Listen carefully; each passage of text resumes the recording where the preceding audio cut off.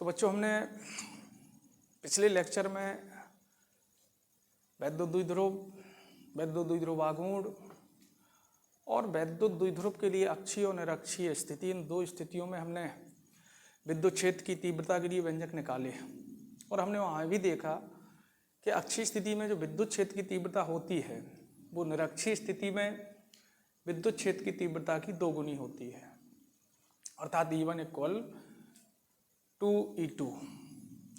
अब हम ये देखेंगे कि यदि हम वैद्युत द्विध्रुव जो संरचना है उसको यदि हम विद्युत क्षेत्र में रखते हैं तो विद्युत क्षेत्र वैद्युत द्विध्रुव के साथ कैसा व्यवहार करता है। अर्थात जब हम वैद्युत द्विध्रुव को विद्युत क्षेत्र में रखेंगे तो उस पर बल आघूर्ण लगेगा और हमारा द्विध्रुव विद्युत क्षेत्र में घूमेगा। हम मान लें कि ये हमारा वैद्युत द्विध्रुव है। वैद्युत द्विध्रुव है अर्थात इसके एक सिरे पर -q आवेश है और दूसरे सिरे पर +q आवेश है और इनके बीच की दूरी 2L है। ये द्विध्रुव है। जब इसको हम विद्युत क्षेत्र में रखेंगे तो विद्युत क्षेत्र के कारण इस पर बल आघूर्ण लगेगा और ये विद्युत क्षेत्र में घूमने लगेगा। अर्थात कहने का मतलब यह है कि जब हम द्विध्रुव को विद्युत क्षेत्र में रखते हैं तो विद्युत क्षेत्र उसको घुमाने का प्रयास करता है। ठीक है, हम इसी की चर्चा करते हैं। तो हमने जब अपनी लाइव क्लास चल रही थी तो उसमें हमने बताया था कि एक समान विद्युत क्षेत्र, यूनिफॉर्म इलेक्ट्रिक फील्ड।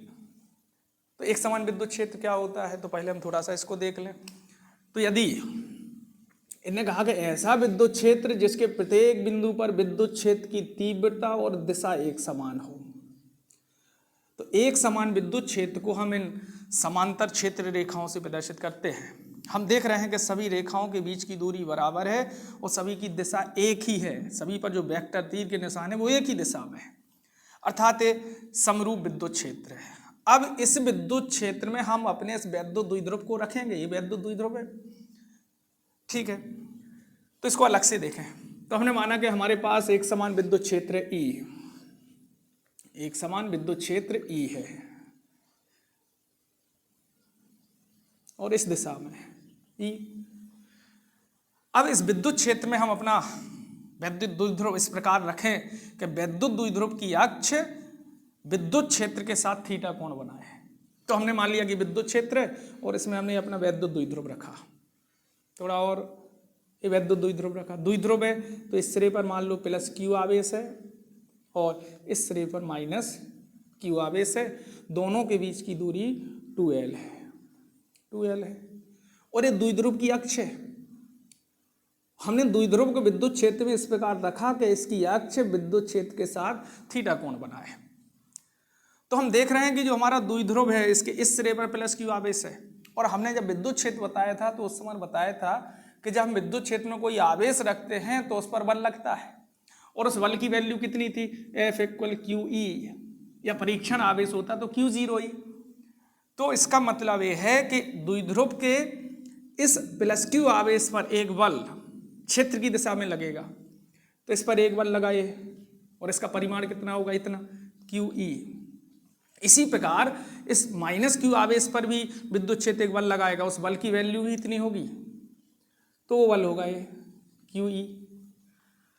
तो हमने जब वैद्युत द्विध्रुव को विद्युत क्षेत्र में रखा तो इस वैद्युत द्विध्रुव पर हम देख रहे हैं कि दो बराबर और विपरीत बल एक दूसरे के समांतर हैं। इस टाइप से एक बल इस तरफ लग रहा है, यदि हम देखें तो ऊपर का बल इस दिशा में है और नीचे का बल इस दिशा में है, समांतर हो गए। दोनों बल की वैल्यू QE है, बराबर हो गए, परिमाण दोनों का बराबर है। तो हमने जब वैद्युत द्विध्रुव को विद्युत क्षेत्र में रखा तो इस पर दो बराबर और विपरीत बल लगते हैं। ये बल परिमाण में बराबर विपरीत होने के कारण एक बलयुग्म का निर्माण करते हैं और ये जो बलयुग्म है ये बलयुग्म इस द्विध्रुव को घुमाकर क्षेत्र के समांतर लाने का प्रयास करता है। अर्थात जब इसके दोनों सिरों पर बलयुग्म लगा, बलयुग्म हमने 11th में बताया था, जैसे हम साइकिल के हैंडल को पकड़ते हैं तो हैंडल पर हम बल कैसे लगाते हैं, एक हाथ से बल अंदर की ओर और एक से बाहर की ओर, और ये देखना कि ये दोनों बल हम बराबर लगाते हैं, विपरीत दिशा में लगाते हैं, तो बलयुग्म है। और वो बलयुग्म उस हैंडल ने बलयुग्म में जब लगा था तो उसने क्या किया था, हैंडल को मोड़ दिया था। तो उसी प्रकार से द्विध्रुव के दोनों सिरों पर जब ये वलयुग्म लगा तो ये वलयुग्म क्या करेगा, हमारे इस द्विध्रुव को घुमाकर क्षेत्र के समांतर लाने का प्रयास करेगा, अर्थात वलयुग्म के कारण हमारा द्विध्रुव विद्युत क्षेत्र में घूमने लगेगा।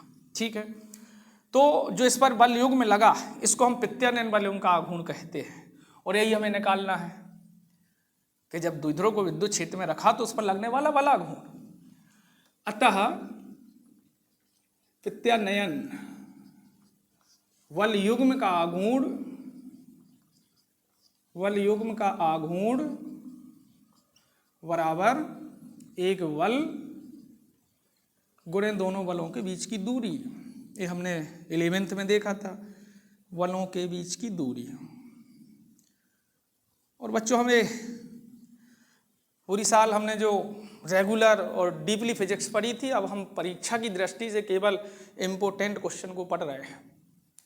हमने पूरा डिटेल पूरी किताब को पूरे साल पढ़ा, अब हम मोस्ट क्वेश्चन ले रहे हैं। तो प्रत्यानयन वलयुग्म का आघूर्ण बराबर ये सूत्र होता है। प्रत्यानयन वलयुग्म के आघूर्ण को बताते हैं टाउ से। तो टाउ एक बल, मतलब जो वलयुग्म है इस वलयुग्म के दोनों बलों में से कोई एक बल ले लो। तो एक बल लिया हमने QE, और दोनों बलों के बीच की लंबवत दूरी। तो देखो एक बल इस तरफ लग रहा है F बराबर QE, एक बल इस तरफ लग रहा है, तो इन दोनों के बीच की लंबवत दूरी, तो इस बल की क्रिया रेखा से इसकी क्रिया रेखा पर लंब डालें तो दोनों के बीच की लंबवत दूरी ये कहलाएगी। तो लंबवत दूरी निकालने के लिए हम क्या करें, इस बल की क्रिया रेखा को पीछे बढ़ाओ। ये जो बल है इसकी क्रिया रेखा पीछे बढ़ाई और इस बल से लंब डाल दिया। तो हमारा द्विध्रुव का नाम था ABC, वो द्विध्रुव का नाम था AV, प्लस Q अब जगह नहीं है, प्लस Q, और इसको नाम दे दो V। तो द्विध्रुव का नाम था AB। ठीक, अब हमने इस बल से इस बल की क्रिया रेखा पर ए लंब डाला तो एक त्रिभुज बना AB, और इसको नाम दे दो अपन C। तो इस समय दोनों बलों के बीच की जो लंबवत दूरी है वो हुई AC। तो बलों के बीच की लंबवत दूरी की जगह क्या लिख दें अपन AC। ये हो गया इक्वेशन फर्स्ट। अब इस समीकरण में हमें AC की वैल्यू चाहिए है, AC की वैल्यू चाहिए, तो हम त्रिभुज ले लें ABC। तो त्रिभुज ABC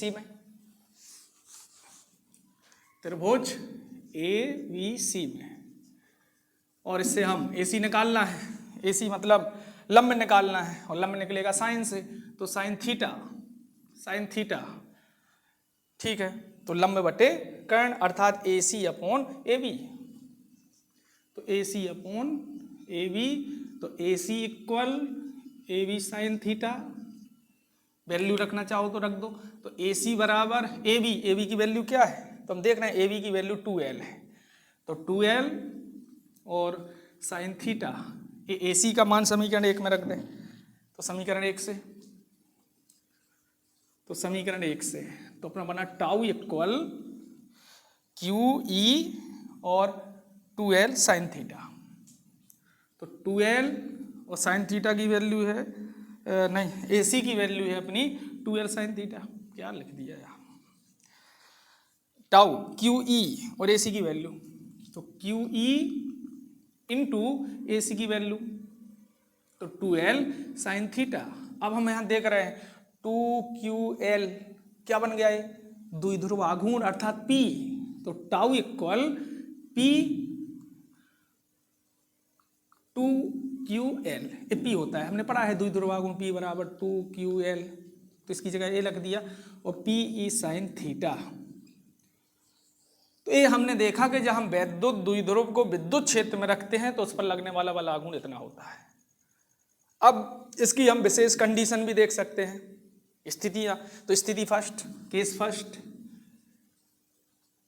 तो यदि थीटा बराबर 0 से मतलब क्या है, मतलब हमारा जो वैद्युत द्विध्रुव है, अभी देखो थीटा कोण बना रहा है, वैद्युत द्विध्रुव यदि ये विद्युत क्षेत्र के समांतर आ जाए तो कितना कोण बन रहा है, विद्युत क्षेत्र और द्विध्रुव की अक्ष के बीच, ये द्विध्रुव की अक्ष है और विद्युत क्षेत्र की कैसी हो गई, समांतर। मतलब हमारा वैद्युत द्विध्रुव ऐसा रखा है तो थीटा 0 कहलाएगा।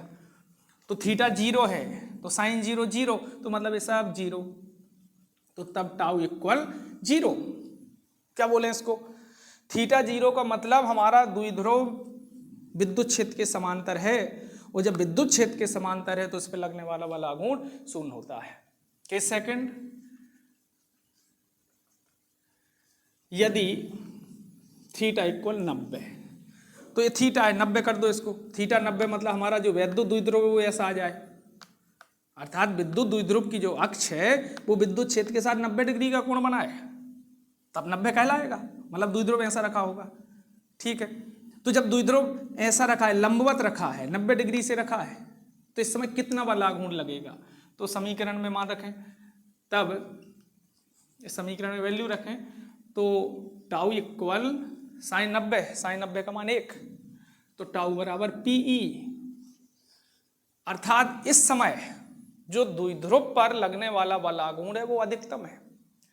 यहां पर एक बात और ध्यान रखें कि जब हम विद्युत द्विध्रुव को एक समान विद्युत क्षेत्र में रखते हैं तो उस पर केवल बल आघूर्ण लगता है, बल नहीं लगता है, और जब हम अपने वैद्युत द्विध्रुव को असमान विद्युत क्षेत्र में रखें तो उस पर बल और बल आघूर्ण दोनों लगेंगे, अर्थात वो आगे भी चलेगा और घूमेगा भी, दोनों काम करेगा, अर्थात घूमता हुआ आगे बढ़ेगा। बल का काम है आगे बढ़ाना और बल आघूर्ण का काम है घुमाना। तो जब असमान विद्युत क्षेत्र में रखेंगे तो दोनों होंगे। अब असमान विद्युत क्षेत्र क्या होता है, तो ऐसा विद्युत क्षेत्र जिसकी क्षेत्र रेखाएं एक ही दिशा में ना हो, समांतर ना हो, अर्थात असमान विद्युत क्षेत्र वो होता है जिसके प्रत्येक बिंदु पर विद्युत क्षेत्र की तीव्रता और दिशा अलग अलग हो, तो ये असमान विद्युत क्षेत्र। ठीक है, इसके बाद हम बात करते हैं क्षेत्र सदिश की। तो हमें अब द्विध्रुव के लिए तो हमने पढ़ लिया, वैद्युत द्विध्रुव पढ़ा, उसके बाद अक्षीय स्थिति देखी, निरक्षीय स्थिति देखी, और द्विध्रुव को विद्युत क्षेत्र में रखा तो उस पर लगने वाला बल आघूर्ण देखा।